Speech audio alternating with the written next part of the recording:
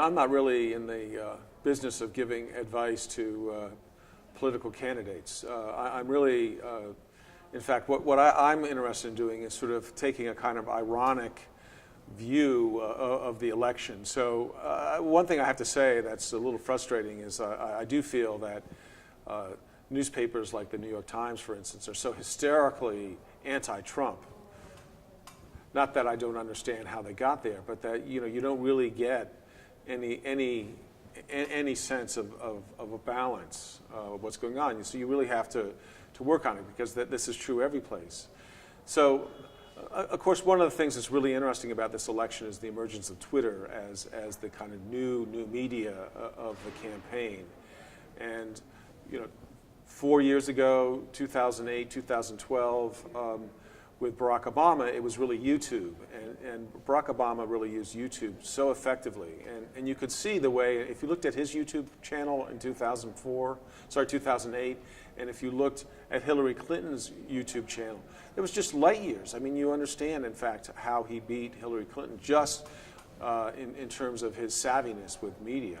And it is true, I think, that in general, Hillary Clinton is just not very savvy when it comes to media, whether it's emails or Twitter or YouTube. So Twitter is something that has been around some, but Donald Trump really made it a kind of vital force in this campaign, and it's really interesting to me actually how it's transformed journalism.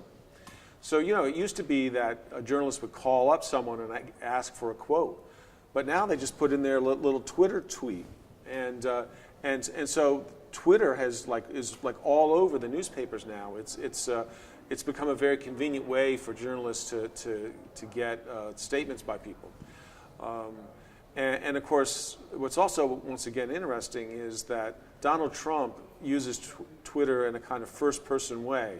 So, like when Ted Cruz finally breaks down and endorses Donald Trump very sort of noblesse oblige thanks him for his generous support.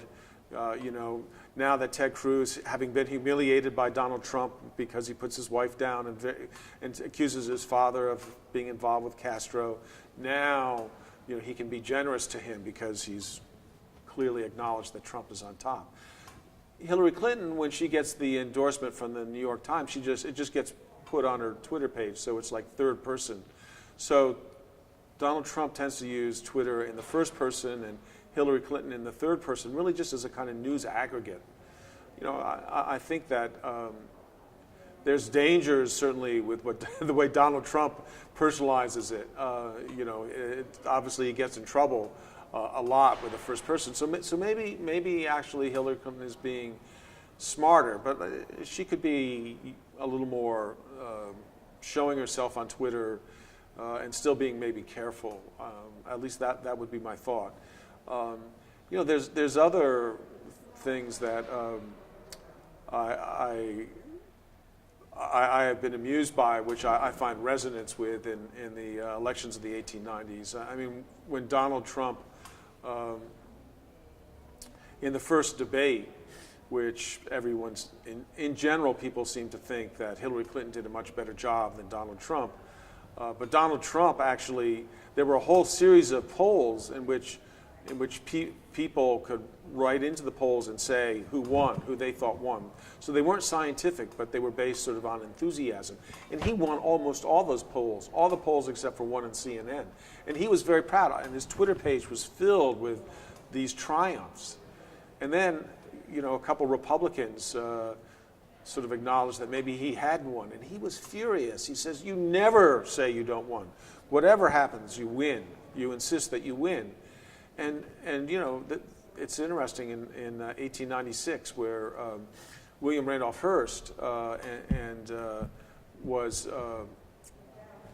sort of the major media force in behalf of William Jennings Bryan. Right up until the end, he insisted that Bryan was going to carry New York State and win the election. O'Brien didn't even carry New York City, which was unprecedented. I mean, Democrats always carried at least New York City, even if they lost the state. So it was a disaster, but William Randolph Hearst did exactly what Donald Trump did, which to the very end he insisted that they were ahead and they were going to win. So, yeah, I find these things illuminating. So Trump may seem a little odd in this insistence, but actually it's a time-honored tradition.